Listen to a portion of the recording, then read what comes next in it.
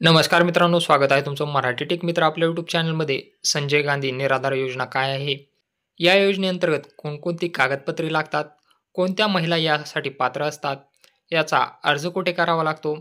आणि संजय गांधी निराधार योजनेअंतर्गत ज्या महिला असतील त्यांना ₹1500 हा महिन्याला लाभ दिला जातो किंवा पेन्शन दिली जाते. तर या संबंधीची संपूर्ण माहिती आपण या व्हिडिओमध्ये जाणून घेणार आहोत, की जर तुम्ही यासाठी पात्र असाल तर तुम्हाला कोणती कागदपत्रे लागणार आहेत, अर्ज कुठे करायचा आहे. चला तर मग पाहूया. योजनेचं नाव आहे संजय गांधी निराधार अनुदान योजना, सामाजिक न्याय व विभाग. उद्देश काय आहे? समाजातील दुर्बल घटकांना अर्थसहाय्य देणे हा संजय गांधी निराधार अनुदान योजनेचा उद्देश आहे. यासाठी लाभार्थी पहा: विधवा, दिव्यांग, दुर्धर, आजारग्रस्त, अनाथ, परित्यक्त्या, देवदासी, अत्याचारित महिला, वेश्या व्यवसायातून मुक्त महिला, तुरुंगातून शिक्षा भोगत असलेल्या कुटुंब प्रमुखाच्या पत्नीस, 35 वर्षावरील अविवाहित निराधार स्त्री इत्यादी दुर्बल निराधार घटक. म्हणजे या योजनेअंतर्गत, संजय गांधी निराधार अनुदान योजनेअंतर्गत महिलाच पात्र असणार आहेत. त्या महिला कोणत्या असणार आहेत? विधवा, दिव्यांग, दुर्धर आजार असलेल्या, अनाथ, परित्यक्त्या या पूर्ण महिला यासाठी पात्र असतात. यानंतर पाहूयात की या योजनेसाठी आवश्यक कागदपत्रे कोणती लागणार आहेत. विहित नमुन्यातील अर्ज, वयाचा दाखला, किमान 18 ते 65 वर्ष, 18 वर्षापेक्षा कमी असल्यास पालकांमार्फत याचा लाभ घेतला जाऊ शकतो. किमान 15 वर्षापासून महाराष्ट्र राज्याचा रहिवासी असणं आवश्यक आहे. विधवा महिला अर्ज करत असतील तर त्यांच्या पतीचा मृत्यू दाखला तुम्हाला म्हणजे डेथ सर्टिफिकेट यासाठी आवश्यक असणार आहे.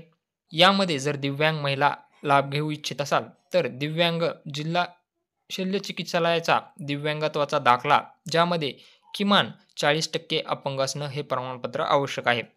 अनाथ जर असाल तर यासाठी अनाथ दाखला लागणार आहे. यामध्ये जर कुठला दुर्धर आजार असेल तर त्याचं प्रमाणपत्र तुम्हाला आवश्यक असणार आहे. उत्पन्नाचा दाखला लागणार आहे. दिव्यांगासाठी कमाल वार्षिक उत्पन्न मर्यादा ₹50,000 आहे. इतर सर्व लाभार्थ्याकरिता कमाल वार्षिक उत्पन्न मर्यादा ₹21,000 आहे. म्हणजे यांना ₹21,000 वार्षिक उत्पन्न असणारं उत्पन्न प्रमाणपत्र काढावे लागणार आहे.